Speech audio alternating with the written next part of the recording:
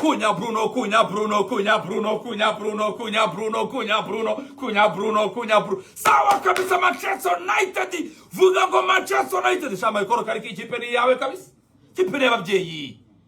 Kapiteni Bruno Fernandes tumuganireho, tuganire kuri Kirimbuzi Benjamin Sesko, tuganire kuri Matheus Cunha, tuganire kuri Kobe Mainoo, tuganire kuri Reniero, tuganire ku munyezamu Ramirez, tuganire kuri indi.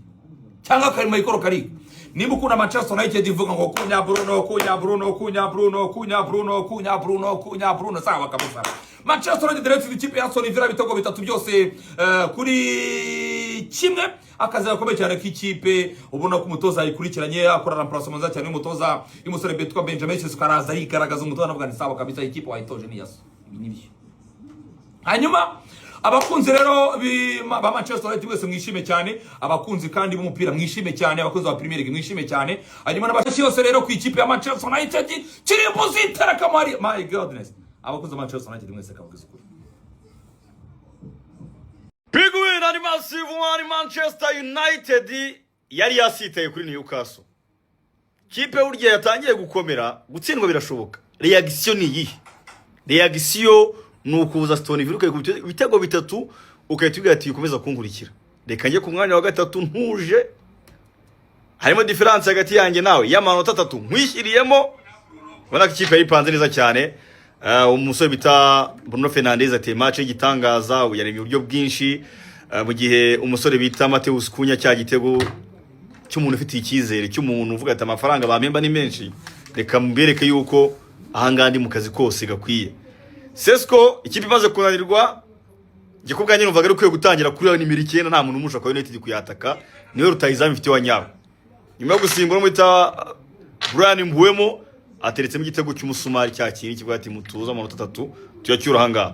Mu gihe Casemiro atsinze igitego cya mbere cyo gifungura amazamu kuri corner, United dubona ko umukino nta kubabayika yagize igiramo kuhambaye cyane, ariko ngi nicyo negeje kureba ese ni equipe yari iri mu kwabuki, banyeretse ko atari ukwabuki ahubwo ari ikipe imaze kumera neza. Gutsindwa ari ikipe ya Newcastle, ibyo ngibyo byari by'umupira w'amaguru bisanzwe, ariko United ikoze reaction imeze neza cyane ikubita ikipe ya Aston Villa. Ni massive winning kuri Michael ku musore ba Kalik ndetse na Manchester United muri rusange bakoze massive win kabisa.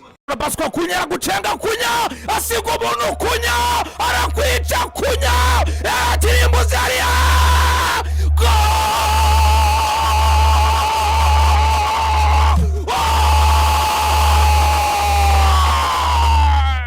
Baby steps, pampa nziza ku bana bose. Cunha Sesko, Cunha Sesko, Cunha Sesko, Cunha Sesko, Cunha Sesko, Cunha Sesko, Cunha Sesko, Cunha Sesko, Cunha Sesko. Nakubwiye ko Manchester United izanye Kirimbuzi, bavana Masikoyi, bazana Kirimbuzi hariya, Terakamari chuchuma wapo. BNB Kigali FM, BNB Kigali FM 89.7, inshuti y'abamamaza. Bamwita Cunha, bamwita Benjamin Sesko, bamwita Kirimbuzi. Smart Fine Maize Flour, ifunguro ry'umuryango. Manchester United Trafford amakipe azanga kuza pe. Bamwita Benjamin Sesko, Benjamin Sesko, Terakama igitego cya gatatu, Fatisho terakubita witwa Teramings aravuga terakada. Nyamara bareba kure bisunze Karesato Rwanda Limited. Manchester United ya baba muzamura amaboko, muzamura ibiganza, mukora subscribe kuri YouTube channel ya BNB Sport Bar. 883 ni 838 sinyishaka, muzamura muvuga ngo Sesko Kirimbuzi Terakamari, Manchester United 3, Kiyovu Sport 3, Aston Villa 1, AS Kigali 1.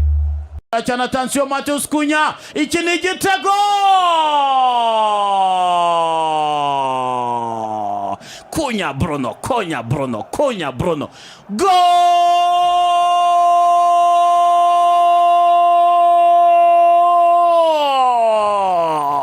Golazo! Manchester Magic FM. Cunha Bruno. Chomeka passe Bruno Fernandes. Chomeka passe Profonderi. Matheus Cunha. Sigrano na Emiliano Martinez. Areba neza ukuntu umunyezamu ahagaze. Bruno Fernandes ni shaitwani. Bruno Fernandes ni maestro. Bruno Fernandes ni mwalimu. Bruno Fernandes ni doctor. Chomeka passe Brady Mbomare na Karim offside. Arawihora arahagarara.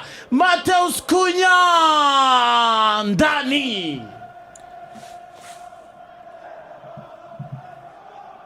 Magic FM. Ibyo Samira avuga nibakubwira ngo ni Dr. muri uyu mupira Bruno, mwite Eri Magnifico, mwite Maradona of Novara, nurangiza unamwite Chizigenza Ankwabi Demir Kimani.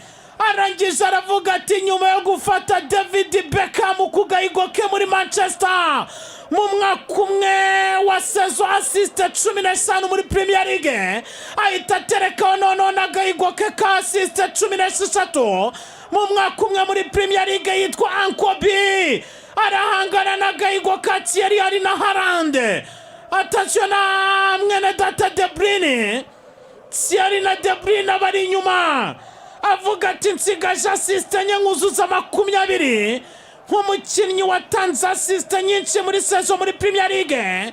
Sezimwe Ankwabi assiste 13, ariko uyu musore nawe ni mubi. Matheus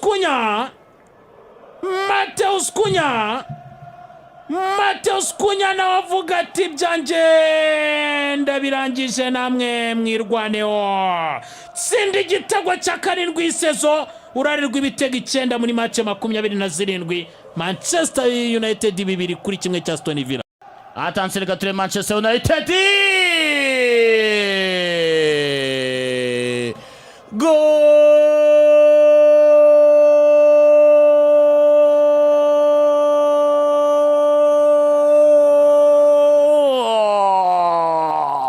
Magic FM. Manchester.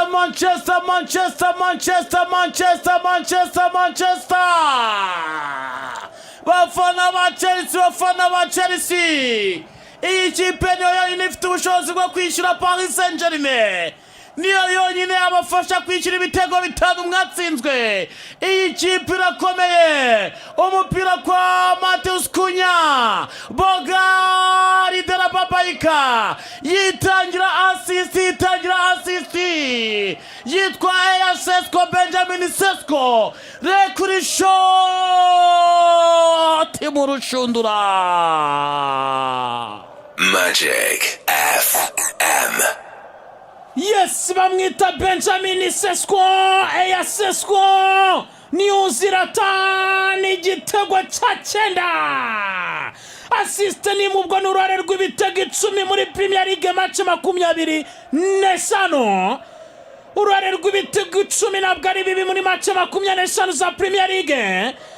Ariko nyuma yo gutsinda Matheus Cunha igitego cya 7 Premier League, nawe isatanga assist ya 3 muri rusange uruhare rw'ibitego 10 Premier League season.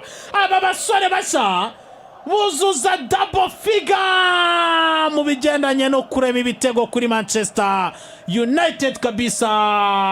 3-1. Luka Digne na Ross Barkley ba mwanya Douglas Luiz na Ian Tani Madsen. Odaro nawe attention ko nawe itetereka umutwe.